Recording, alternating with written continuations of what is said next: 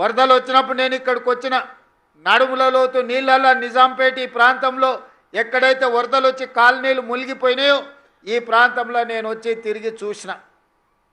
ఆ రోజు నేను చూసింది నీళ్లు ఎక్కడైతే ఉంటాయో నీళ్ళ నివాస ప్రాంతాన్ని మనం ఆక్రమించుకుంటున్నాం. నీళ్లు వెళ్ళడానికి నీళ్లు నిలవడానికి స్థలం లేకపోవడం వల్ల ఆ నీళ్లు మన ఇళ్లల్లోకి మన కాలనీల్లోకి మన వీధుల్లోకి వస్తున్నాయి. అందుకే ఈరోజు కొద్దిమందికి కష్టమో నష్టమో వచ్చినా కొంతమంది బాధపడినా ఈరోజు ఈ చెరువుల పునరుద్ధరణ కార్యక్రమాన్ని మనము తీసుకున్నాము. ఈరోజు చెరువులు నాలను ఆక్రమించుకున్న పెద్దలకు మిత్రులకు శ్రేయోభిలాషులకు నా సూచన ఒక్కటే, మీకు న్యాయం చేయడానికి ప్రభుత్వం ఉన్నది, మీరు సహకరించండి. ఇట్లా ఆహ్లాదకరమైన వాతావరణంలో చెరువులను మనం పునరుద్ధరించుకుంటే మన సంస్కృతి మన హైదరాబాదు ఒక గొప్ప నగరంగా రాణిస్తుంది. మనం బతుకమ్మ పండుగలు చేసుకోవడమే కాదు, సాయంత్రం పూట కుటుంబ సభ్యులతోని మనం వాకింగ్ చేసుకోవడానికి కానీ ఈ లేక్ల ఒడ్డునే ఈరోజు మనము స్టాల్స్ పెట్టడానికి స్వయాలకు షాపులు ఇవ్వమని చెప్తున్నా.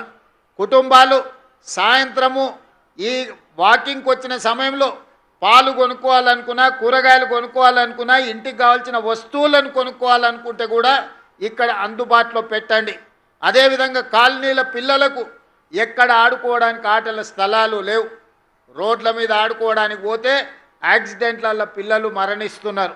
కాబట్టి ఈరోజు కాలనీలలో ఉండే పిల్లలకు ఎక్కడ ఆట విడుపు కానీ ఆడుకోవడానికి ఎక్కడ స్థలాలు లేకపోవడం వల్ల ఈరోజు చాలామంది మధ్యతరగతి కుటుంబాలకు తీరని దుఃఖం మిగులుతుంది. రోడ్ల మీద ఆడుకుంటుంటే వేగంగా వచ్చే వాహనాలకు ప్రమాదంలో వాళ్ళు చచ్చిపోతున్నారు.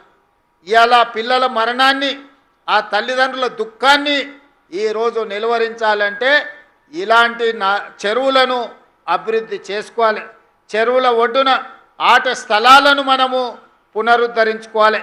ఇంతకుముందే ఇక్కడ ఇంకా షటిల్ కోర్ట్ కానీ ఇతర విషయాలను మంజూరు చేయాలని అడుగుతున్నారని కమిషనర్ రంగనాథ్ గారు చెప్పినారు. తప్పకుండా దీనికి సంబంధించి నిధులు ఏం కావాలనో మున్సిపల్ కమిషనర్ గారికి సూచన చేస్తున్నా. ఒక్కసారి మొత్తం అంచనా వేసి స్థానికులతో మాట్లాడి మనం చెయ్యగలిగిన పనులు స్థలం ఉంటే తక్షణమే కొత్త మున్సిపల్ కమిషనర్ గారికి నేను ఆదేశాలు ఇస్తున్నా. వాళ్ళకి ఏమేం కావాలనో నిధులను మంజూరు చేద్దాం.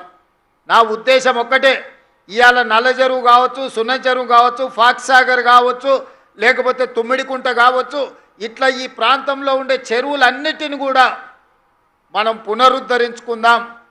ఇవాళ కృష్ణారావు గారు నాలాకి రీటైనింగ్ వాళ్ళు అడిగిండు, తప్పకుండా వాటిని కూడా నిర్మించుకుందాం. మనం ఇందిరమ్మ కాలనీలో కావాల్సిన పైప్ లైన్ కూడా మిగతాది అశోక్ రెడ్డికి చెప్తున్న వాటర్ వర్క్స్కు అక్కడ ఏం సమస్య ఉందో దాన్ని పరిష్కరించండి.